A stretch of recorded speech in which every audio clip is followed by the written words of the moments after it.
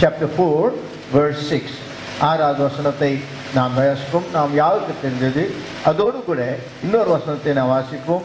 1 பேதுரு 5ஆம் அதிகாரம் 7ஆம் வசனம். 1 பேதுரு 5ஆம் அதிகாரம் 7ஆம் வசனம். முதலாவது பிலிப்பியர் 4:6 நாம் வாசிப்போமாக. எல்லாரும் வாசிக்கலாமா? நீங்கள் ஒன்றுக்கு கவலைப்படாமல் எல்லாவற்றை குறித்து உன் விண்ணப்பங்களை ஸ்தோத்திரத்தோடு கூடிய ஜெபத்தினாலும் வேண்டுதலினாலும் தேவனுக்கு தெரியப்படுத்துங்கள். 1 பேதுரு 5:7. அவர் உங்களை விசாரிக்கிறவரானபடியினால் உங்களை கவலை எல்லாம் அவர் மேல் வைத்து விடுங்கள். எங்கள் அன்பின் பிதாவே, இந்த கால நேரத்தில் நாங்கள் இருக்கணுமாய் வருகிறோம். எங்கள் ஆவி, எங்கள் ஆத்மா, எங்கள் சரீரம், எங்கள் மனம் எல்லாவற்றையும் நீ அறிகிறவர். ஆண்டவரே, உம்முடைய ஜன தேவையான தேவ ஆலோசனை தருவீராக. உம்முடைய ஆவியானவர் எங்களை ஆண்டவரே இந்த நேரத்தில் ஈடுபட்டு எங்களை உம்மை போல உம்முடைய விருப்பம் போல மாறும்படியாய் எங்களுக்கு உதவி செய்வதற்காய் ஸ்தோத்திரம். எங்களை காண உம்முடைய கிருபை காண கிருபை தாரும். ரட்சகர் இயேசுவினால் விண்ணப்பிக்கிறோம் பிதாவே, ஆமென். தமிழில் நான் வாசிக்கிறேன். அடுத்தது ஆங்கிலத்திலே நாம் வாசிப்போமாக. ஒரு வாசிக்கலாம். பிலிப்பியர் 4:6. நீங்கள் ஒன்றுக்கு கவலைப்படாமல் எல்லாவற்றை குறித்து உங்கள் விண்ணப்பங்களை ஸ்தோத்திரத்தோடு கூடிய ஜெபத்தினாலும் வேண்டுதலாலும் தேவனுக்கு தெரியப்படுத்துங்கள். தமிழை சொல்லும்போது கவலை என்று சொல்லப்பட்டிருக்கிறது. ஆங்கிலத்தில் வாசிக்கும் போதும் அங்கே சொல்லப்பட்டதான ஒரு வார்த்தை கவலை என்று கேர் என்று சொல்லப்பட்டிருக்கிறது. ஆனால் அதிலே மற்றொரு மொழிபெயர்ப்பில் வாசிக்கிறதான சந்தர்ப்பத்தில் இன்னொரு ஆங்கில வார்த்தை உபயோகப்படுத்தப்பட்டிருக்கிறது. அந்த வார்த்தையை தான் சற்றேற வேதத்தில் அது என்ன சொல்லுகிறது என்பதை குறித்தும் அது என் வாழ்க்கையை எப்படியாய் அது மாற்ற அல்லது நான் அதை மாற்ற உதவி செய்ய வேண்டும் என்பதை குறித்தும் தியானிக்க கற்றுக் தருவாராக. Be anxious for nothing. Be anxious for nothing. அந்த மொழிபெயர்ப்பு யாரை வைக்கணும் வாசிக்கலாம். அந்த பகுதியில் மாத்திரம் Do not be anxious about anything. தமிழில் சொல்லப்பட்டிருக்கிறது கவலைப்படாதீர்கள். கவலைப்படுகிறது ஒன்று, anxious is different. It's related with each other. இது ஒன்றுக்கொன்று சம்பந்தப்பட்டது. ஆனால் நாம் அநேக சந்தர்ப்பத்தில் இந்த anxiety என்று சொல்லப்படுவதான காரியம் தேவனுடைய பிள்ளைகளையும் தேவனுடைய பிள்ளைகள் அல்லாதவர்களுக்கும் anxiousness அவை குறித்து நான் பின்னால் சொல்கிறேன் வரும். இது நான் வாசிக்கும் போது வாசித்தோம். 1 பேதுரு 5 வாசிக்கும் போது cast all your burden, cast all your anxiety, உங்களுடைய கவலைகள் எல்லாம் கர்த்தர் மேல் என்ன பண்ணுங்க, தமிழ்ல வைத்து விடுங்கள். ரொம்ப சுலபமா இருக்கு. கர்த்தர் மேல் வைத்து அப்படின்னா கொண்டு போய் வச்சுட்டு வந்துடுற மாதிரி. ஆனா நம்ம கவலை அப்படி வச்சுட்டு வர முடியல. வச்சுட்டு எட்டுக்கு தான் வரும். கவலைய தமிழ் சொல்றது வைத்து விடுங்கள். ஆனா வைத்து விட முடியவில்லை. ஆங்கிலத்தில் நான் பார்க்கதான் சந்தர்ப்பத்தில் காஸ் என்று சொல்லப்படுது.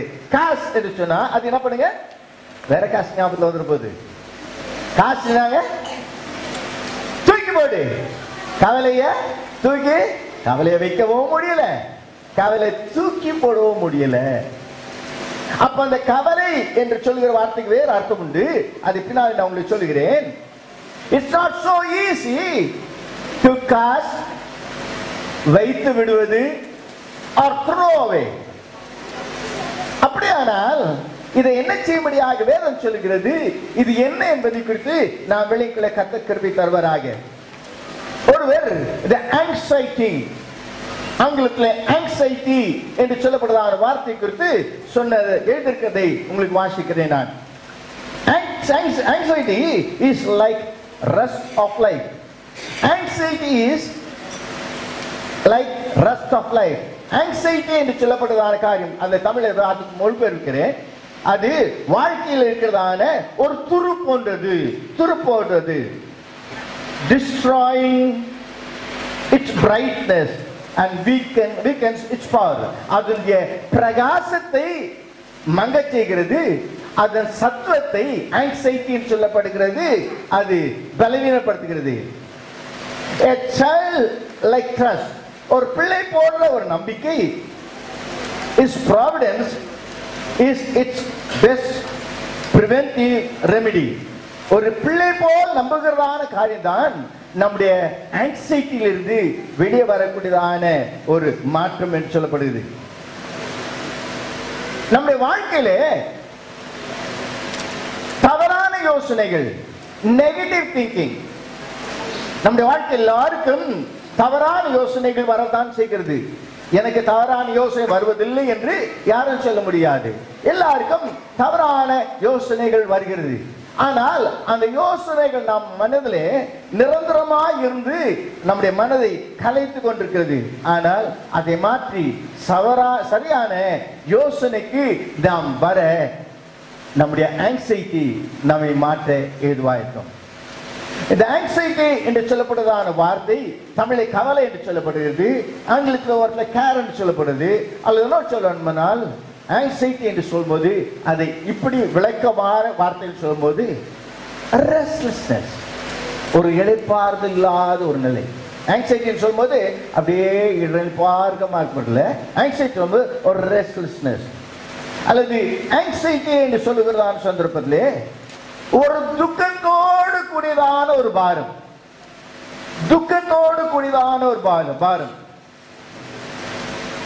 அல்லது விசாரத்தோடு கூடியதான பாரம் அல்லது பயத்தோடு கூடியதான ஒரு வியாகுலம். சிலர் இந்த ஆங்ஸைட்டியை மாற்றும்படியாக, இந்த பாரத்தை, இந்த விசாரத்தை மாற்றும்படியாக போதைப் பொருள் உபயோகிக்கிறார்கள். குடிக்கவோ புகைக்கவோ என்னென்ன காரியம் செய்து ஆங்ஸைட்டியை, ஏன்பா இப்படி பண்ணிட்டு இருக்க, என்ன பண்ற தெரியலங்க, அப்படியே தனியா உட்காந்துக்கிட்டு நான் என்ன பண்றேன், நான் இதை உபயோகிக்கிறேன், அதை பண்றேன்னு சொல்றாங்க. ஆனா அது சரியான காரியம் கிடையாது. இந்த ஆங்ஸைட்டி என்று சொல்லப்படுவதான காரியம், இந்த சோர்வு, இந்த பலட்சியம் என்று சொல்லப்படுவதான காரியம் தொடர்ந்து நம்முடைய வாழ்க்கையில் இருக்குமானால் நம்முடைய சரீரத்தை பலப்படுத்தும், பலவீனப்படுத்தும், நம்முடைய பலத்தை மனதையும் பலப்படுத்தும், நம்முடைய வாழ்க்கையே அது அழிக்கப்படக்கூடியதாக இருக்கிறது. அப்படியானால் இந்த ஆங்ஸைட்டி என்று சொல்லும்போது அதை இன்னொரு அது பொருள் கொடுக்கிறதான சந்தர்ப்பத்திலே ஓப்பன் பைபிள் என்று சொல்லி ஒரு பைபிள் உண்டு. அந்த மொழிபெயர்க்கிற நாட்டிலே அவர் சொல்ற disturb state of mind, disturb state of mind அல்லது மனதிலே ஒரு டிஸ்டர்ப்டா இருக்கிறது. produced by real or imaginative fear, real or imaginative fear, உண்மையா இருக்கலாம் அல்லது கற்பனையினால் வருகிறதான பயமா இருக்கலாம் என்பதாக ஒருத்தர் சொல்கிறார். அப்ளிகேஷன் பைபிள்ல ஆங்ஸைட்டி என்று சொல்கிற வார்த்தைக்கு அர்த்தம் சொல்லும்போது அன்ஈசினஸ், அது தமிழில் சொல்வதற்கு எனக்கு தெரியவில்லை. அன்ஈசினஸ், ஃபியர்ஃபுல் worry என்று சொல்கிறார். சரி, இந்த கவலைப்படாதிருங்கள் என்று சொல்லப்படுவதான ஆங்ஸைட்டி ஆங்கிலத்தில் சொல்கிறதான அந்த வார்த்தை குறித்து அதை சேவகத்தில் சொல்லுகிற சில காரியங்களை உங்களுக்கு ஞாபகப்படுத்தி அதிலிருந்து நாம் விடுபடுகிறது எப்படி என்பதை குறித்து நாம் கவனிக்க தேவாவியான கிருபை செய்வாராக. லூக்கா எழுதின சுவிசேஷம் 12ஆம் அதிகாரம் வாசிப்போம். 25ஆம் வசனம் 26ஆம் வசனமும். கவலைப்படுகிறதுனால் ஒரு முழத்தை கூட்டுவான். உங்களால் செய்யக்கூடாது இருக்கிற மற்றவர்களுக்காக நீங்கள் கவலைப்படுகிறது என்ன? நாம் எவ்வளவு, அது தமிழ்ல கவலைன்னு சொல்லப்படுறது. கவலைன்றதை காட்டிலும் இது கொஞ்சம் வித்தியாசம். கொஞ்சம் பயம், கொஞ்சம் கலக்கம், கொஞ்சம் துக்கம், விளங்குது இல்லையா? இதெல்லாம் சேர்ந்து வருதுதான் என்னது ஆங்ஷியஸ். சரி, இந்த ஆங்ஷியஸை பற்றி ஆண்டவர் என்ன சொல்லி இருக்கிறார்? 1-2 காரியங்கள் சொல்கிறேன், வேறு எடுத்து வாசிக்க வேண்டாம், நான் மாட்டம் படுத்துகிறேன். மத்தேயு சுவிசேஷம் 6ஆம் அதிகாரத்தில் ஆண்டவராகிய இயேசு கிறிஸ்து சொல்கிறார் சந்தர்ப்பத்தில், ஆகாயத்து பறவைகளை கவனித்து பாருங்கள், நீலி புஷ்பங்களை பாருங்கள், அவைகள் விதைக்கிறதும் இல்லை, அறுக்கிறதும் இல்லை, அவைகளை போஷிக்கிற பரமபிதா உங்களை போஷிக்க மாட்டாரா என்று சொன்னார். அவைகளை உடுத்துகிறதான தேவன் உங்களை உயர்த்த மாட்டாரா? அப்போது அந்த இடத்துல அவர் சொல்கிறதான காரியம், don't be anxious about your food and your dress. நாம் எதற்காக கவலைப்படக்கூடாது என்று சொல்லும்போது, எதை குறித்து முதலாவது கவலைப்படக்கூடாது என்று சொல்கிறார்? நம்முடைய ஆகாரத்துக்காக, உடைக்காக. நாங்கெல்லாம் சின்ன பிள்ளையா இருக்கும் போது, என்னோட எனக்காக மூத்த சிலர் இருக்கிறாங்க, மெஜாரிட்டிங்கெல்லாம் நாங்கள் எங்கள் காலத்துல என்ன பேண்ட் போடுவோம் என்று கிடையாது. இருந்தா வீட்டில் 3-4 பேண்ட் இருக்கும், 3-4 ஷர்ட் இருக்கும், அதை தான் போடுவோம். விளங்கலையா? என்ன சாப்பாடு இருக்கோ, சாம்பார் சாதமோ, அது காரக்க குழம்போ, அல்லது ரசமோ, அங்கே அப்பளமோ இதான் சாப்பிடுவோம். இந்த காலம் மாறிடுச்சு. என்னங்க, எத்தனை குழம்பு இருக்கு? காரக்குழம்பு இருக்கா? எனக்கு காரக்குழம்பு வேணாம், எனக்கு சாம்பார் இருக்குங்க. இப்போ சாப்பாடு கிடைச்சா போதும்ன்ற காலத்துக்கு தான் ஆண்டவர் எழுந்தது. ஆனா இந்த காலத்துல எல்லாரும் கிடையாது. எந்த வித சாப்பாடு இருந்தா இப்போ ஆன்சியஸ் சாப்பாட்டுக்காக நமக்கு கிடையாது. எங்க காலத்துல உடுப்பு இருந்தா போதும் நாங்க யோசித்தோம், உடுப்பு போட்டோம். இந்த காலத்துல கோச்சு கொள்ள மாட்டீங்க, கோச்சு விட்டாலும் பரவாயில்ல. we are not anxious about the dress. என்ன பேண்ட் போட்டுருக்கு, அதுக்கு ஷர்ட் மேட்சிங் இருக்கா, அந்த மேட்சிங்க்கு வாட்ச் ஸ்டாப் சரியா இருக்குதா, ஸ்லிப்பர் சரியா இருக்குதா, கண்ணாடி ஃப்ரேம் சரியா இருக்குதா, நெயில் சரி பாலிஷ் சரியா இருக்குதா? எங்க காலத்துல we were anxious about having dress on us, but these days we are not anxious about dress. அப்ப ஆண்டவர் இதை குறித்து சொல்லல. இப்போ நமக்கு நம்ம அதுக்காக கவலைப்படுறது கிடையாது. எத்தனையோ உடுப்பு அப்படியே பீரோவிலே இருக்குது, எடுத்து கூட போடாம அப்படியே வச்சிருக்கோம் இல்லையா? காலம் மாறிடுச்சு. அடுத்தது ஆண்டவர் இன்னொன்று சொல்றாரு. என்ன சொல்கிறார் சொன்னால், ஆங்ஷியஸ், கவலையா இருக்கிறீர்கள் சொல்லுதான் சந்தர்ப்பத்தில் ஆண்டவர் இன்னொரு காரியத்தை குறித்து ஞாபகப்படுத்துகிறார். அது என்னவென்றால், லூக்கா 12ஆம் அதிகாரம் 11ஆம் வசனம். 12ஆம் அதிகாரம் 11ஆம் வசனம்.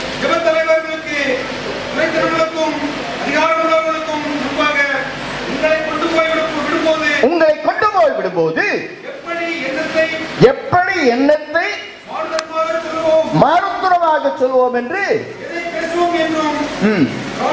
கவலைப்படாது. Don't be anxious. எப்போ அந்த கால முதல் நூற்றாண்டுல இயேசுதான் மேசியா என்று சொன்னதனாலே அவர்களை பிடித்து கொண்டு போய் ஜெபாலயங்களே நியாயஸ்தலத்தில் வைத்து விசாரிப்பார்கள். அது மாத்திரமல்ல, அரசாங்க கடையிலும் நியாயம் விசாரிப்பார்கள். இப்படிப்பட்ட நேரத்தில் உங்களை பார்த்து மேசியா யார், வேதம் என்ன, யூத மார்க்கம் என்ன, கிறிஸ்துடைய மார்க்கம் என்ன என்று கேள்விக்கும் போது don't be anxious, நீங்க அதை பற்றி கவலைப்படாதீர்கள் என்று இயேசு சொல்லுகிறதை நாம் வாசிக்கிறோம். ஆனா இந்த காலத்துல இப்ப நமக்கு அது கிடையாது. முதல் நூற்றாண்டு தான் அப்படி பயந்தாங்க. ஒடுக்க இருந்துச்சு, வாரம் இருந்துச்சு, நெருக்க இருந்துச்சு, துன்பம் இருந்துச்சு, வதைக்கப்பட்டார்கள், பிரச்சனை இருந்தது. ஆனா எனக்கு பார்க்கும்போது அது கிட்ட கிட்ட வர மாதிரி இருக்குது. அது எங்க வர மாதிரி இருக்குது? கிட்ட கிட்ட வர மாதிரி இருக்குது. பூந்துமலையா ரோட்ல ஒரு சர்ச்சில் என்ன போட்டு இருக்காங்க, கல்ல போட்டு அடிச்சு இருக்காங்க. நடக்க போது ஒரு வேலை யோசிக்கலாம், நம்ம சர்ச்சை உள்ள இருக்குது, அதுல உள்ள வந்து அடிக்க மாட்டாங்கன்னு யோசிக்கலாம். அப்படி யோசிக்காதீங்க. ஒரு காலம் வந்தாலும் வரும். நீங்கள் கிறிஸ்தவராயிருக்கிறதுனாலே உங்களுக்கு நெருக்கங்கள் உண்டாகும். But don't be anxious. அதை குறித்து கவலைப்படாதீர்கள். அதற்காக நான் கவலைப்படக்கூடாது. அடுத்ததுல ஒரு காரியத்தை உங்களை ஞாபகப்படுத்த வாஞ்சிக்கிறேன். வேதவசனத்திலே இப்படி சொல்லப்பட்டிருக்குது. லூக்கா சுவிசேஷம் 2ஆம் அதிகாரம் 45ஆம் வசனம்.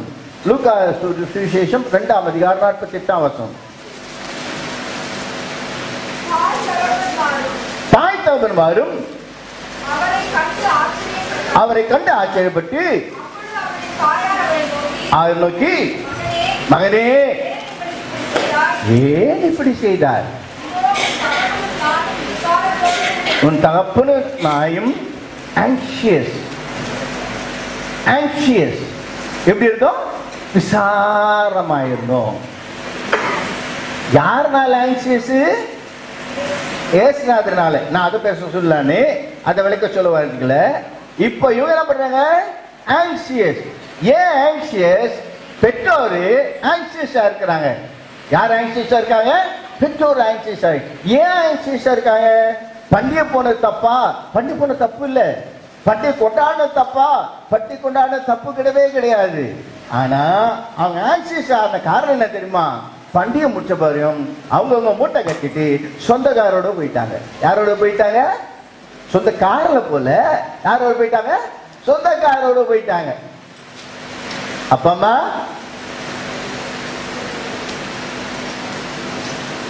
உங்க பிள்ளைங்க உங்க ஆன்சியஸ் ஆக்குறாங்களா? என் பிள்ளை நான் ஒரே கவலை உள்ளதாக்குறானே, நான் சொன்ன பேச்சை கேட்க மாட்டானே, நான் யோசிக்கிற மாதிரி செய்ய மாட்டானே. எங்க அப்பா அம்மாலாம் எப்படி வளர்த்தாங்க, என்னெல்லாம் பண்ணாங்க. ஒருத்தர் பார்த்து பேசிட்டு இருக்கும்போது வந்து சொன்னாரு, எனக்கெல்லாம் கல்யாண காலத்துல எங்க சொந்தக்காரர் பார்த்துட்டு வந்து இந்த பொண்ணை கட்டிக்கப்பான்னு சொன்னாங்க. நான் அந்த பொண்ணை பார்க்க கூட இல்லை, நான் அந்த பொண்ணை கட்டிக்கிட்டேன். இப்ப எங்க காலத்தை பார்த்தா இந்த காலத்தை பொண்ணுங்க என்னெல்லாம் சொல்றாங்க, என்னங்க இப்படி இருக்குது.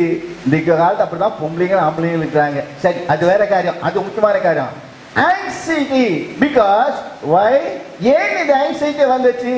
மரியாதைக்கும் யோசிப்புக்கும் தங்கள் பிள்ளையை கவனிக்க வேண்டிய விதத்தில் கவனிக்காததுனாலே. பண்டி கொண்டு போன தப்பா அல்ல, தேவாலயம் கொண்டு கொண்டு தப்பா அல்ல. ஆனால் கட்டாயம் ஒரு தகப்பனும் தாயும் என்ன செய்ய வேண்டும்? தன்னுடைய பிள்ளை கவனித்திருக்கும். அவங்க என்ன பேசிக்கிட்டாங்க? சொந்தக்காரோட இருப்பாரு. யாரோட இருப்பாங்க? யாரோட இருப்பாங்க? சொந்தக்கார. நம்ம இனத்துல தான் இருப்பாங்க, நம்ம ஜனத்துல தான் இருப்பாங்க, நம்ம கூட்டத்துல தான் இருப்பாங்க, நம்ம பழக்கத்திற்கு தான் இருப்பாங்க. No no no no no. அப்பா அம்மா, உங்க பிள்ளைங்க உங்களை ஆங்ஸைட்டி உண்டாக்குறாங்கன்னு சொல்றீங்களா? எங்க ஜனத்தோடு இருப்பாங்கன்னு யோசிச்சுட்டு இருந்தீங்கன்னா உங்க பிள்ளை கட்டாயம் உங்க வாழ்க்கையில இப்போது ஆங்ஸைட்டி சின்னதா இருக்கும்போது கொடுக்கும், பெருசா வந்தால் ஆங்ஸைட்டி ஒண்ணு கொடுக்கும். ஆனா ஆண்டவர் உனக்கு கொடுத்த பிள்ளைய நீ ஜெபத்தோடு தேவ கிருபையோடு பத்திரமா வளர்க்க கர்த்தர் கிருபை தருவாராக. அல்லேலூயா, அல்லேலூயா. உன் பிள்ளைய தேவனுடைய பிள்ளையா வளரு. உன் பிள்ளைய பக்கத்து வீட்டு பிள்ளை என்ன பண்ணுதோ அதுக்காக வளர்க்காத. இல்லையா? பக்கத்து வீட்டு படிக்கிற பிள்ளை மாதிரி படிக்கவே, ஆனா பக்கத்து வீட்டுல பிள்ளை எப்படி உடுத்துதோ அப்படி உடுத்தணும்னு யோசிக்காத. ஊர் சூழ்நிலை வைத்து உன் பிள்ளைய வளர்க்காத. உன் பிள்ளைய தேவ வார்த்தையின்படி வளர். என்றைக்கு தேவ வார்த்தையின்படி வளர்ப்பீர்களானால் உங்க பிள்ளைக்குத்தான ஆங்ஸைட்டி உங்க வாழ்க்கையில வராது. ஆமென், அல்லேலூயா. ஒருவேளை நீங்க சொல்லலாம், ஏசுநாதர் இருந்தாரே, அவர் போனவர் இருந்தவர், நான் இங்க தேவாலயத்திற்கு போறேன், நான் போய் பைபிள் பேசுறத வேதத்தை பேசுறத கேட்க போறேன், கேட்கிற சொல்றவங்கள நான் கேள்வி கேட்க போறேன் சொல்லிட்டு போயிருக்கலாமே. நீங்க கேட்கலாம். ஒண்ணு உங்களை கேட்கிறேன், உங்க பிள்ளைங்க சண்டே கிளாஸ் அனுப்புறீங்களா?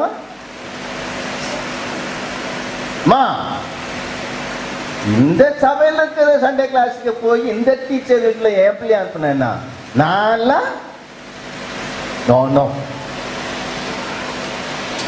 உன் பிள்ளை தேவனுடைய ஆலயத்திற்கும் வேதத்தை கற்றுக் கொடுக்கறதுல நீ கொண்டு போய் கொடுப்பாயானால் உன் பிள்ளை பாதுகாவலான இடத்துல இருப்பார்கள். You don't have to be anxious about your child. தேவனையும் தேவனுடைய வசனத்தையும் குறித்து இருப்பார்களானால் நீ கவலைப்பட, அதை பற்றி நீ கலக்கமடைய வேண்டிய அவசியம் இல்லை. இன்றைக்கு அநேகர் தங்கள் பிள்ளைகளை உலகத்தை போல, உறவினரை போல, மற்றவர் போல வைக்கிறதுனாலே நம்முடைய வாழ்க்கையில என்ன நடக்கிறது? ஆங்ஸைட்டி நடக்கிறது. ஆகினாலே நாம் ஆங்ஸைட்டிக்கு காரணம் ஒன்று, ஆண்டவர் சொன்னாரு சாப்பாடுக்கு அவருக்கு கவலைப்படாதீங்க. ரெண்டாவது சுவிசேஷம் நிமித்தமாக நெருக்க வந்தா அவருக்கு கவலைப்படாதீங்க. மூன்றாவது ஆங்ஸைட்டி வந்தது, பெற்றோர் தங்கள் பிள்ளைகளை நடத்த வேண்டாத விதத்திலே நடத்தினாலே. இன்னொரு ஞாபகப்படுத்திவிட்டு நான் தொடர்ந்து இதே போக வாசிக்கிறேன். அது என்னென்றால் வீட்டில் வைத்து வாசித்துக் கொள்ளுங்கள். உபாகமம் 28ஆம் அதிகாரம் 65ஆம் வசனம். உபாகமம் 28ஆம் அதிகாரம் 25ஆம் வசனத்தை வாசிக்கதான் 65ஆம் வசனத்தில் வாசிக்கதான் சந்தர்ப்பத்திலே நீங்கள் தேவனுடைய வார்த்தையின்படி தேவ வசனத்தின்படி நீங்கள் இல்லாதனாலே தத்தளிப்பை உங்கள் இருதயத்தில் வர பண்ணுவேன். ஆங்ஸைட்டி, தத்தளிப்பை உங்கள் இருதயத்தில் வர பண்ணுவேன். இதை நான் அதிகமாக விளக்க சொல்ல வாஞ்சிக்கவில்லை. இதை ஆனால் நான் சொல்லாத விடுவேன். ஆனாலும் ஆண்டவருக்கு கணக்கு கொடுக்கிறேன், என் மனசாட்சியின் வாதிக்கும். என்றைக்கு இஸ்ரவேல் ஜனங்கள் கர்த்தருடைய வசனத்தின்படி இருக்கிறார்களோ, கர்த்தர் அவருடைய வாழ்க்கையிலே தத்தளிப்பை மாற்றி ஆங்ஸைட்டியை மாற்றி விடுவார். என்றைக்கு தேவ வசனத்தின் மாறாய் நடக்கிறார்களோ, கர்த்தர் will permit, God will permit them to go through anxiety. வாசித்து அநேக காரியம் உண்டு. இது சொல்ல வேண்டானால் இந்த நாள் முழுவதும் இன்றைக்கு பேச வேண்டிய காரியமாகும். ஆனால் அதை பேசவில்லை. நீங்கள் போய் வாசித்து பாருங்கள். 28ஆம் வசனத்திலே எவைகளை செய்ய வேண்டும் என்று சொல்லியிருக்கிறார். அது அநேக காரியம் உண்டு, ஒவ்வொன்று சொல்ல முடியாது. எவைகளை செய்யக்கூடாது என்று சொல்லியிருக்கிறார். எவைகளை செய்ய வேண்டும் என்று சொல்லியிருக்கிறாரோ அவைகளை செய்யும் போது, எவைகளை செய்யக்கூடாது என்று சொல்கிறாரோ அவர்கள் செய்யாதிருப்போமானால் நம்முடைய வாழ்க்கையில ஆங்ஸைட்டி குறையும்.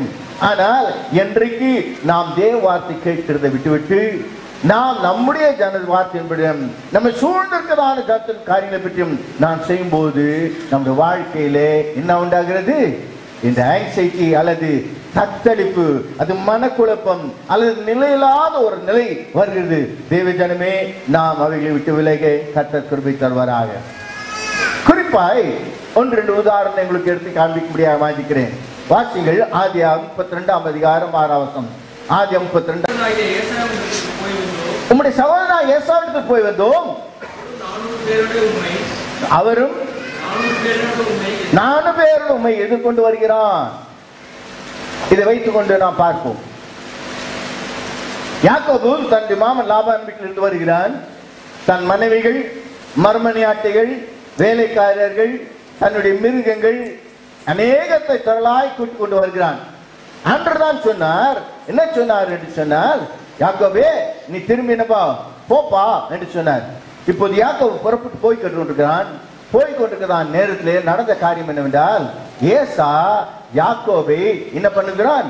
400 பேரோடு எதிர்கொண்டு வருகிறான். நான் விளங்கிக் கொள்வேன். ஆனால் யாக்கோபுக்கு 400 பேர் அத்தனை ஆட்கள் இல்லை, மிருகங்கள் இருந்திருக்கலாம். ஆனால் 400 பேரோடு வந்ததும் இதை கேட்ட உடனே ஏசாக்குள்ளே என்ன வந்திருக்க வேண்டும்? ஒரு குழப்பம், ஒரு பயம், ஒரு திகில். என்ன செய்வது? இப்படி ஆய்விட்டதே என்று இருக்கலாம். சில சந்தர்ப்பத்தில் இப்படி சம்பவம் நமக்கு நடக்கிற காரியம் ஏசாவை பழிப்பவர்கள் நம்மை கவனித்து பார்க்க வேண்டியது அவசியமாக இருக்கிறது. ஒருவேளை யோசிக்கலாம், இந்த ஏசா செய்ததுதான் எனக்கு இப்படி மன உளைச்சலும் மனவேதனையும் மன குழப்பத்தையும் மனநோய் உண்டாக்குறது என்று யோசிக்கலாம். ஏசா செய்ததைக்கு வாட்டிலும் நான் யோசிக்கிறேன், யாக்கோபு செய்துதான். ஏனென்றால் தேவ வாக்கு இருக்கலாம், தேவ கிருபை அவனோடு இருக்கலாம். ஆனாலும் முன்பு யாக்கோபு தன் சகோதரனாகிய ஏசாவை வஞ்சித்ததனாலே அவன் செய்த முறைகள், அவன் செய்த வழிகள், அவன் செய்த திட்டங்கள் இந்த இடத்திற்கு அவனை கொண்டு வந்திருக்கிறது. யோசித்து பார்ப்போம். I am anxious now. எனக்கு ஒரு நிம்மதி இல்லாமல், ஒரு அமைதி இல்லாமல், ஒரு குழப்பமான எண்ணங்கள், யோசனைகள், மனவெதிலா இருக்குது. காரணம் என்ன? ஏசாவா? இல்ல, இது காரணம் யாக்கோபு. நீ உன்னை ஆசீர்வதிக்கிற தேவ திட்டம் தான், உன்னை ஆசீர்வதிக்க தேவனுடைய தீர்மானம் தான். நீ இவைகளை செய்தால் தான் கர்த்தர் ஆசீர்வதிக்க வேண்டிய ஒரு அவசியம் கிடையவே கிடையாது. ஒருவன் உன் தாய்மனுக்கு ஆலோசனை சொல்லி கொடுத்திருக்கலாம். ஆனாலும் தேவனுடைய அநாதி தீர்மானம் யாக்கோபை ஆசீர்வதிக்கிறது. ஆனால் இந்த முறைகள் தேவ ஒழுங்குகள் அல்ல. யாராவது ஒருத்தர் ஆமேன் மெதுவா சொல்லுவாங்க. விளங்குதா?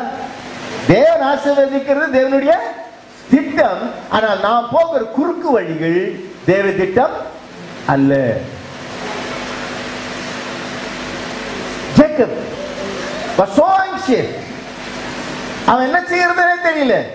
அவன் எப்போதுமே பிளான் பண்ணுகிறாள். நம்ம ஆட்களோட சொல்லிட்டு பாருங்க, பிளான் பண்ணுவாங்க. இப்படி பண்ணி அதை பண்ணி அப்படி பண்ணி, அவங்களுக்கு இப்படி பண்ணி, இவங்களுக்கு அப்பாவுக்கு இப்படி பண்ணி, அப்பாவுக்கு அப்படி பண்ணி, அம்மாவுக்கு இப்படி பண்ணி, மாமியாருக்கு இப்படி பண்ணி, மருமகளுக்கு இப்படி பண்ணி, எல்லாம் பண்ணி நான் இதுல இருந்தா பண்ணுவேன், வலிடுவேன். ஒண்ணா முடியாது.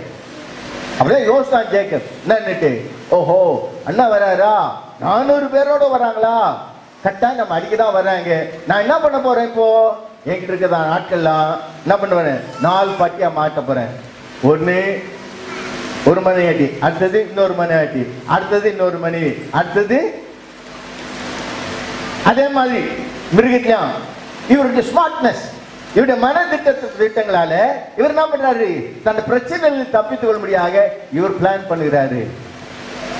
என்னை கேட்க அருமை சகோதரி சகோதரனே, உன் வாழ்க்கையின் பிரச்சனை தப்பித்துக் கொள்ள நீ பிளான் பண்ணுகிற பிளான்கள் பெஸ்ட் என்று யோசிக்காதே. நீ போட்டதுனாலே நீ உனக்கு ஆண்டவர் ஞானம் கொடுக்க மாட்டார், தேவன் பலன் கொடுக்க மாட்டார், தேவன் காரியங்கள் காட்ட மாட்டார் சொல்லவில்லை. நீயே திட்டமிட்டு உன் பிரச்சனையிலிருந்து வெளியே வரும்படியா யோசிக்காது. ஆனா உண்மையான காரியம் என்ன தெரியுமா? So simple. என்ன பாஸ்டர் அவ்வளவு சிம்பிளா சொன்னீங்க? இவன் எல்லாத்தையும் விட்டுட்டு அந்த யாக்கோப்பு நதிக்கு அந்தாண்ட போய் ராத்திரில தேவனோடு தனித்திருந்தார். ஆமென், ஹல்லேலூயா. இதெல்லாம் பிரிச்சு விடுறதை விட்டுட்டு, இதெல்லாம் திட்டமிடுறதை விட்டு, முதலாவது விழுந்தான பரவ, அடுத்தது ரெண்டாவது விழுந்தான, மூணாவது விழுந்தா, இதெல்லாம் நீ போடாத, பிளான் போடாத. நீ எல்லாத்தையும் விட்டுட்டு உன்னை தனியா ஒதுக்கி, ஆண்டவரே நான் இந்த இடத்துக்கு வந்திருக்கிறேன், ஆண்டவரே நான் அந்த கட்பாறையிலே அனாதையாக நான் கோலும் தடையா ஓடும்போது நீர் என்னை ஆசிரிப்பதா சொன்னீரே, நான் உமக்கு சொன்னேன் ஆண்டவரே, இந்த வார்த்தை நிறைவேற்றன்னு கேட்டிருக்கணும். ஆனா அப்படி செய்கிறத விட்டுட்டு திட்டத்தை போட்டான். உன் வாழ்க்கையில யூ கோ த்ரூ ஆங்ஸைட்டி. ஏன் என்று சொன்னால் மனுஷ ஆலோசனை, உன்னுடைய யோசனை. பாஸ்டர் நம்ம யோசித்து செய்ய வேண்டாம்னு சொல்றீங்களா? நான் சொல்லவே இல்லை. ஆண்டவர் யோசிக்க ஞானம் கொடுத்திருக்கிறாரு, ஆண்டவர் யோசிக்க புத்தி கொடுத்திருக்கிறாரு, செய்ய பலம் கொடுத்திருக்கிறாரு. ஆனால் மனுஷ யோசனைகள், ஹியூமன் திங்கிங், ஹியூமன் கவுன்சில், மனுஷ ஆலோசனைகள், மனுஷ திட்டங்களை காட்டிலும் தேவ ஆலோசனை மேன்மையானது. தேவ ஆலோசனை சமாதானமானது. தேவ வழிகள் நிம்மதியானவைகள். உன் வாழ்க்கையிலே ஆங்ஸைட்டிகளை கடந்து போகிற ஒரு காரியம் என்னவா இருக்கிறது யோசிக்கிறாய்? அந்த ஏசா, அந்த யோசா இல்ல, சொல்லுங்க, நான் தான் யாக்கோபு. உன் பேர் என்ன கேட்ட ஆண்டவர். இந்த நடந்த போராட்டத்தை ஆண்டவர் அவனை பார்த்து என்னன்னு கேட்கிறாரு? உன்னுடைய சொல்லுங்களேன் கொஞ்சம், உன் பேரு? அவன் என் பேர் என்ன சொன்னா? ஏசா சொன்னா. யாக்கோபு என்ன சொன்னா? என் பேரு யாக்கோபு. யாக்கோபுன்னு அர்த்தம் சொல்லுங்க பாலா. அவன் சொன்ன, ஆண்டவரே நான் தனியா இருக்கிறேன், ஒத்துக்கிறேன், நான் யார் தான்? நான் யார் தான்? நம்மளால ஒத்துக்கொள்ள முடியுமா? ஆண்டவரே நான் யார் தெரியுமா?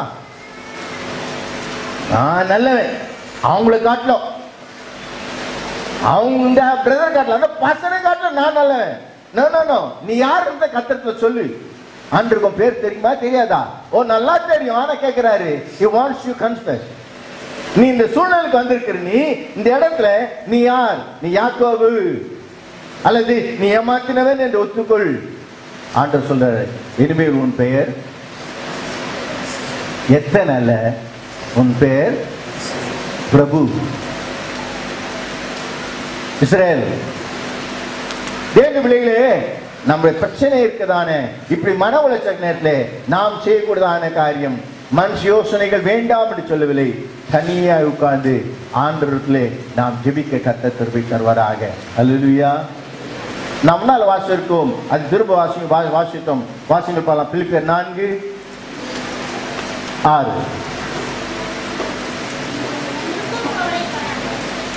முன்னால் யாரும் வாசிங்க பாருங்க. ஒன்று கவலைப்படாமல் உங்கள் விண்ணப்பங்களை போதும். இப்படி பிரச்சனை வருகிற நேரத்தில் நாம் யார் இடத்துல என்ன பண்ண வேண்டிய அவசியம்? நம்முடைய விண்ணப்பங்களை தேவனிடத்தில் ஏறெடுக்க கர்த்தர் கிருபை தருவாராக. நம்மளே பிளான் பண்ணிட்டே இருந்தோம்னா, பிளான் பண்ணிட்டே இருப்போம், அதுக்குள்ள அவன் இன்னொரு பிளான் பண்ணுவான். காரியங்கள் மாறாது. மாற உன் ஆன்சைக்கு மாறத்தக்கதாக தேவனிடத்தில் நாம் ஜெபிக்க கர்த்தர் கிருபை தருவாராக. கர்த்தருக்கு ஸ்தோத்திரம், மகிமை உண்டாவதாக. இன்னொரு காரியம், நமக்கு இப்படிப்பட்டதான பிரச்சனை வரும்போது நாம் என்ன செய்ய வேண்டும் என்பதை நாம் கவனிப்போமாக. நீதிமொழிகள் 12:25. 12:25. கவலை அதை கொடுக்கும் நல்வார்த்தையோ அதை மகிழ்ச்சியாக்கும். ஆங்ஸைட்டி நம்முடைய பிரச்சனை இருக்கிற நேரத்தில் நாம் என்ன பண்ணுகிறோம் என்றால் டிப்ரெஸ் ஆகிறோம், மன உளைச்சல் ஆகிறோம், பலவீனமாகிறோம், சோர்ந்து போகிறோம், திடநட்டு போகிறோம். ஆனால் இந்த நேரத்தில் நல்ல வார்த்தை அதை மகிழ்ச்சியாக்கும். என்ன வார்த்தை? நல்ல வார்த்தை. இப்படி சொல்லும் போது விளங்கிக் கொள்ள வேண்டிய அவசியம் உண்டு. என்ன வார்த்தை சொல்லுபாலா? என்ன வார்த்தை சொல்லுபாலா? நல்ல வார்த்தைன்னு சொன்னா எனக்கு தெரிஞ்சதெல்லாம் ஒரே வார்த்தை தான், நல்ல வார்த்தை. அது எந்த வார்த்தை? ஹல்லேலூயா, ஹல்லேலூயா. இப்படி மன உளைச்சல் இருக்க நேரத்தில் when you are anxiety, you are depressed, குழப்பி என்ன செய்கிறது, எதை செய்யக்கூடாது, செஞ்சது தப்போ, செய்ய போறது தப்போ, வரப்போறது தப்போன்னு யோசிச்சுட்டு இருக்க காட்டிலும் இந்த நேரத்தில் என்ன பண்ணணும்? நல்ல வார்த்தை, தேவனுடைய வார்த்தை உங்கள் மனதிலே வைக்க கர்த்தர் கிருபை தருவாராக. ஹல்லேலூயா, ஹல்லேலூயா. சொல்லுவாங்க உலகத்துல, நான் முந்தி சொல்லியிருக்கேன் யோசிக்கிறாங்க, ராத்திரி தூக்கம் வரணும்னா என்ன பண்ணுமா?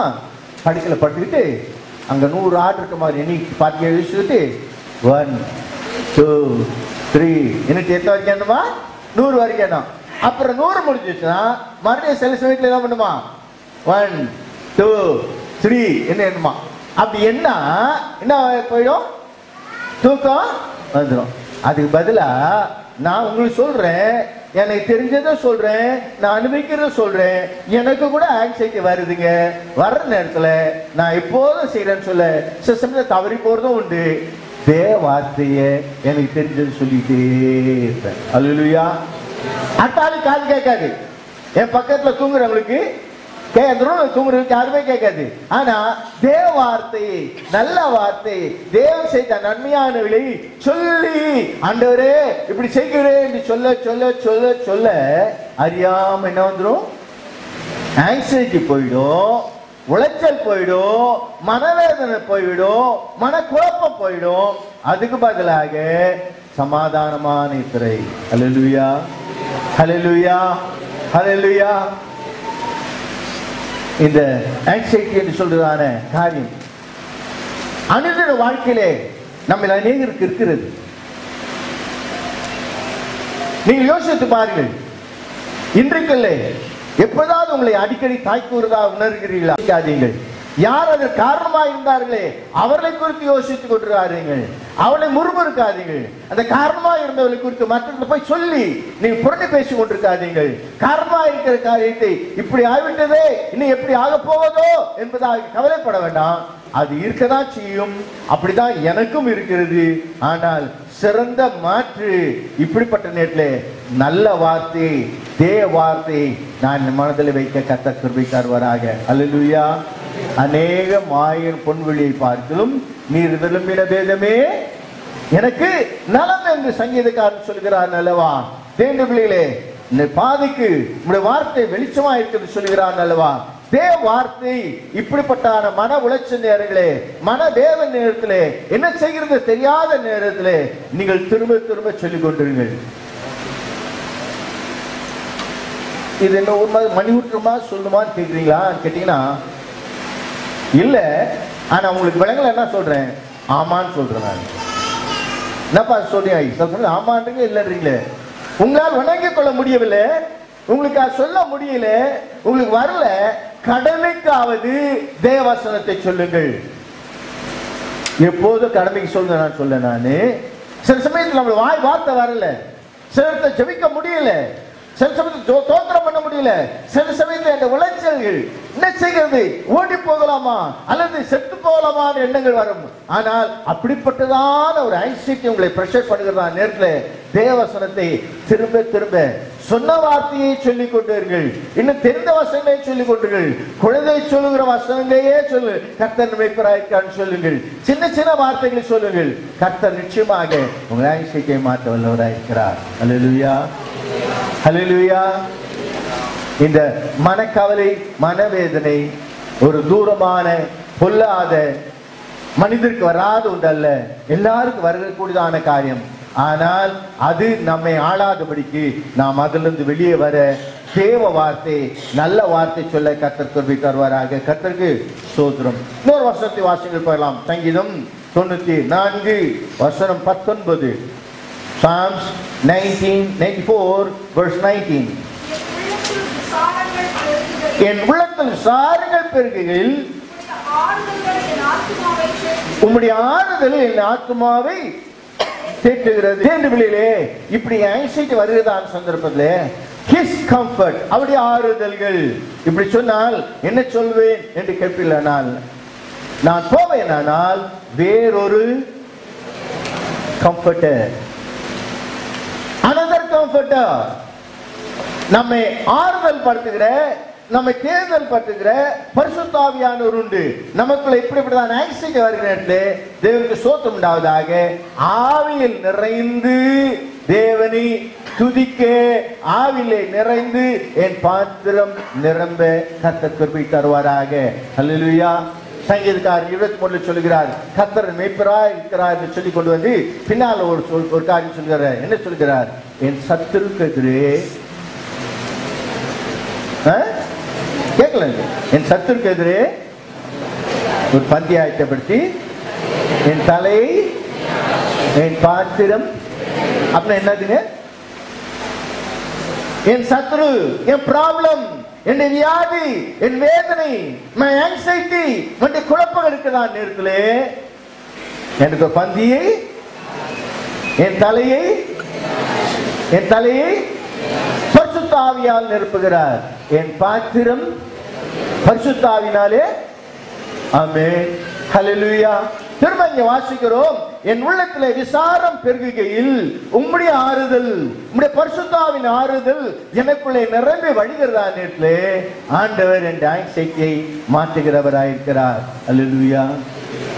ஹல்லேலூயா. ஆவியில் நிரம்புங்கள். அநேகர் யோசிக்கிறார்கள், பரிசுத்த ஆவி முதல் நூற்றாண்டு இல்லவே கிடையாது. பரிசுத்த ஆவி என்றைக்கு ஆதியிலே இருந்தாரோ அப்படியே இன்றைக்கு இருக்கிறார். ஆமென். பிதாவாகி தேவன் மாறப்போவது கிடையாது, குமாரனாகி தேவன் மாறப்போவது கிடையாது, பரிசுத்த ஆவியே மாறப்போவது கிடையாது. யார் வேண்டுமானாலும் மாறலாம், எந்த போதகர் மாறலாம், எந்த சபை வேண்டுமானாலும் மாறலாம். ஆனால் தேவன் மாறப்போகிறது, பரிசுத்த ஆவி இருக்கிறார். அந்த பரிசுத்த ஆவியை ஒவ்வொருவரும் பெற்று அனுபவிக்க முடியும். ஆவியிலே பிறந்த ஒவ்வொரு பிள்ளைகளும் ஆவியான கிரியை செய்கிறார். ஆவியான கிரியோடு நிறுத்தி விடாதீர்கள்.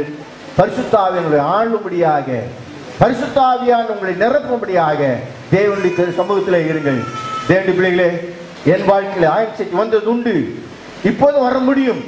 ஆனால் அப்படி வருகிற நேரத்தில் ஆண்டவர் சமூகத்திலே ஆவியில் இருந்து கர்த்தரை துதிக்கும் போது கர்த்தர் விடுதலையாக்குறதே நான் வருகிறவனாயிருக்கிறேன். கர்த்தருக்கு ஸ்தோத்திரம் உண்டாவதாக. ஆங்ஸைட்டி, இந்த மன உளைச்சல், மனவேதனை எடுத்தேன். அது வந்தது காரணங்கள் சிலதை எடுத்து காண்பித்தேன்.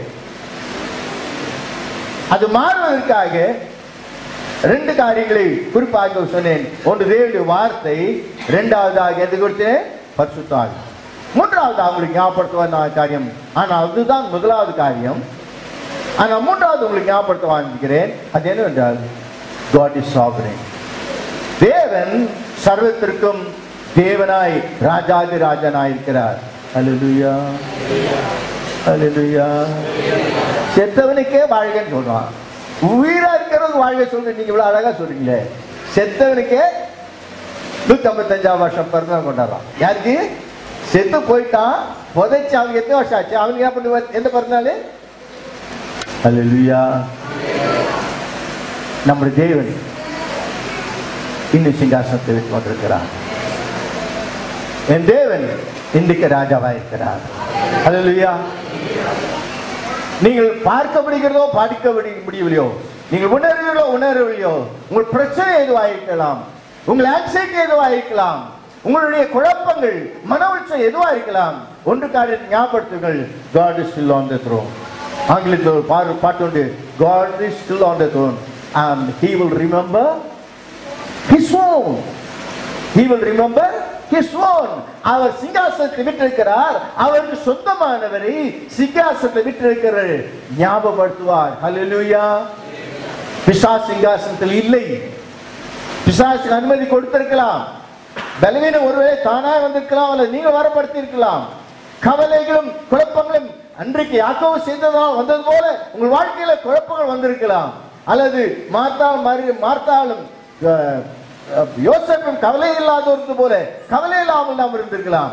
தேவ பிள்ளைகளே, முக்கியமாக ஞாபகப்படுத்திக் கொள்ள வேண்டிய அவசியம் உண்டு. நம்முடைய வாழ்க்கையின் பிரச்சனைகளுக்கு, தேவைகளுக்கு தேவன் சிங்காசனத்தில் வைத்திருக்கிறார். ஹல்லேலூயா. வாய் திறந்து சொல்லுங்கள், என் தேவன் சிங்காசனம் விட்டுக் கொண்டிருக்கிறார். என் தேவன் சிங்காசனம் விட்டிருக்கிறார். பிசாசு உங்கள் முன்னால் எதிர்த்து நின்றாலும் ரைட்டு, உங்க கண்ணுக்கு முன்னால் பிசாசு நிக்கிற மாதிரி இருந்தாலும் பரவாயில்ல, பிசாசு உங்க சரீரத்தை முழுக்கிறது போல உங்களுக்கு உணர்ந்தாலும் பரவாயில்ல, இல்லை என் ராஜா சிங்காசனத்தை விட்டுக் கொண்டிருக்கிறார். ஹல்லேலூயா. ஒரு 10 தடவை சொல்லி பாருங்க. ஒரு தடவை சொன்னாலே போதும். 10 தடவை திரும்ப திரும்ப உங்கள் சரீரம் தாக்கப்படுகிறது, நீங்கள் வேதனைப்படுகிறீர்கள். பலவீனத்தினால் மாத்திரமல்ல, பிசாசுகளை தாக்குகிறது. ஒருவேளை பயமோ அல்ல மற்ற தீய சக்தி உங்களை தாக்குறது போல இருக்கும்போது சொல்லுங்கள், ராஜா சிங்காசனத்தை விட்டிருக்கிறார், என் தேவன் சிங்காசனத்தை விட்டுக் கொண்டிருக்கிறார். ஹல்லேலூயா. அவர் சிங்காசனத்தை விட்டிருப்பாரானால் வேறு யாருக்கு அதிகாரம் கிடையவே கிடையாது. ஹல்லேலூயா. ஹல்லேலூயா. என் ராஜா அன்றைக்கு சிங்காசனத்தை மாத்திரமில்லை, தோற்றும் இது ஒரு காரியம் வருது.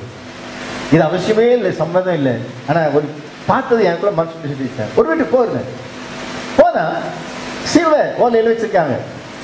நான் எங்கேயாவது வச்சாங்கன்னா இவங்க கூட ஓலை தூக்கிட்டு போனாங்க, ஏதோ பழகி செய்றாங்க. ஓலையில் சிலுவை இருந்துச்சு. அப்புறம் பார்த்தா அந்த சிலுவையில 2 சைட்ல இன்னும் 2 சின்ன சிலுவை. உங்களுக்கு சிலுவை ஒரு ஓலையில் இருக்கு, பாம் சண்டை வச்ச சிலுவை இருக்கு. அப்ப 2 சைடு சென்டர் சிலுவை, அதுல என்ன இருக்குது? 2 சின்ன சிலுவை வச்சுக்காங்க. சார் அண்டரே, எந்த சிலுவை எங்க கூப்பிடுறாங்க? நடுவில் இருக்க சிலுவை வச்சு கூப்பிடுறாங்களா? அது இடபாகத்துல கல்லன் அந்த சிலுவை கூப்பிடுறாங்களா? அல்லது வலது பக்கத்தில் கல்லை பார்த்து கூப்பிடுறாங்களா? சிரிச்சுக்கிட்ட எந்த சிலுவை இருக்கா தொடர போறாரோ தெரியல. நடுவுல செல்ல இருக்க யோசிச்சாரும் பரவாயில்ல, அது ரைட்டுன்னு சொல்லல. ஆனா இடத்தையும் வலது காலத்தை வச்சுக்கிட்டு இருக்காங்களே. என்ன சொல்றேன், அந்த ஓலை சிலுவையில் ஒண்ணு இல்ல, ஆண்ட சிங்காசனத்தை விட்டு கொண்டிருக்கிறார். ஹல்லேலூயா. ஒவ்வொரு கதவுல போட்டு வைக்க சிலுவையில, உங்களை வேணா நான் சொல்லல. ஓலையில வேணா வைங்க, இரும்புல வேணா வச்சு வைங்க, உங்களை வேணா நான் சொல்லல. ஆனா அந்த சிலுவையில என் தேவன் சிங்காசனத்தை விட்டு கொண்டிருக்கிறார்.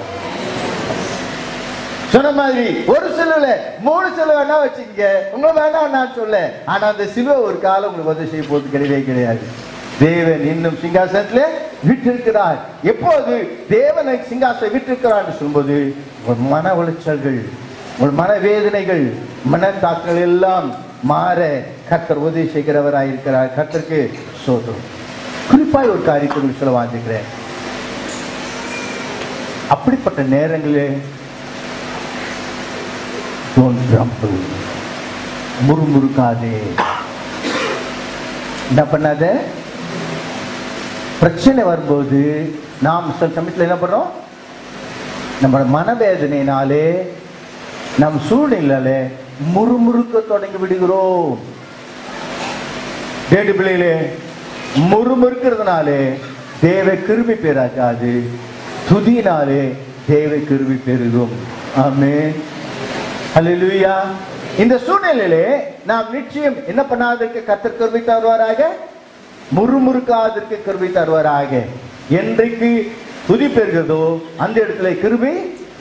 when you are in anxious situation, அப்படிப்பட்ட மனவேதனையோடு நான் சூழ்நிலையானால் ஆண்டவரே, நீங்கள் முறுமுக்கிறதான வாழ்க்கை நல்லது கிடையவே கிடையாது. அது நமக்கு ஒரு காலம் தேவனை மையப்படுத்தவோ சூழ்நிலையை மாற்றவோ முடியாது. இதோடு கூட ஒன்றை சேர்த்துக் கொள்ளுங்கள், விசுவாசத்தை விட்டுவிடாதீர்கள். நான் விசுவாசிக்கிறவர், நான் விசுவாசிக்கிறவர், நான் விசுவாசிக்கிறவர். யார் சொன்னா? எப்ப சொன்னா? இங்க இருக்கிற எல்லாரையும் காட்டிலும், எனக்கு உலகத்தில் தெரிஞ்ச எல்லாரையும் காட்டிலும் கஷ்டப்பட்டு நஷ்டப்பட்டு எல்லாத்தையும் இழந்த யார்தான்? யோபு. அவரு ஆங்சியஸா அல்ல மனவேதையாய், மன உளைச்சலாய், துக்கமாக, குழப்பமாக, உளறி என்ன வேண்டுமா நான் செஞ்சுக்கலாம். ஆனாலும் நான் விசுவாசிக்கிறவர் என்னார் என்று நான் விசுவாசத்தை கர்த்தர் பலப்படுத்தினார். அல்லேலூயா. தேவனுடைய உனக்குள்ள விசுவாசம் இல்லை என்று சொல்லாது. நீ விசுவாசம் இருக்கிறதால் அந்த இடத்துல இருக்கிறாய். உனக்குள்ள இயேசு இருக்கிறார் என்பதை நான் உனக்கு சொல்கிறேன். உனக்குள்ள பரிசுத்தாவின் தொடுதல் உண்டு என்பதை விசுவாசிக்கிறேன். என்றைக்கு என்னோடு தேவன் இருக்கிறார், பரிசுத்தாவி இருக்கிறார், நான் வேத படிக்கிறேன், நான் ஜெபிக்கிறேன் என்று செய்வாயானால் தேவனுக்கு மகிமை உண்டாவதாக. உன்னுடைய பாரங்கள் எல்லாவற்றையும், உன் மனவேதனைகள் எல்லாவற்றையும், உன் கவலைகள் எல்லாவற்றையும், உன் குழப்பங்கள் எல்லாவற்றையும் கர்த்தர் மாற்றுவார்.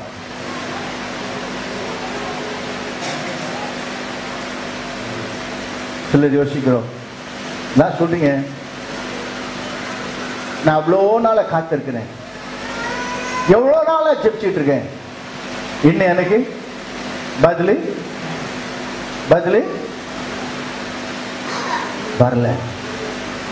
ஆமா, ஞானி கூட சொல்றார், நீண்ட நாளாய் காத்திருக்கிறது மனதை இழைக்க பண்ணும், சோர்வு உண்டாகிறது உண்டு. ஆனால் இந்த நேரத்தில் தேண்டு பிள்ளைகளே, நாம் முன்பு வாசித்து போல 1 பேதுரு 5ஆம் அதிகாரம் 6ஆம் வசனம், 1 பேதுரு 5ஆம் அதிகாரம் 6ஆம் வசனம். ஆகையால் ஏற்ற காலத்தில் தேவன் உங்களை உயர்த்தும்படிக்கு அவருடைய பலத்த கருத்துக்கள் அடங்கியிருங்கள். அவர் உன்னை விசாரிக்கிறவரானபடியால் உங்கள் கவலையெல்லாம் அவர் பேர்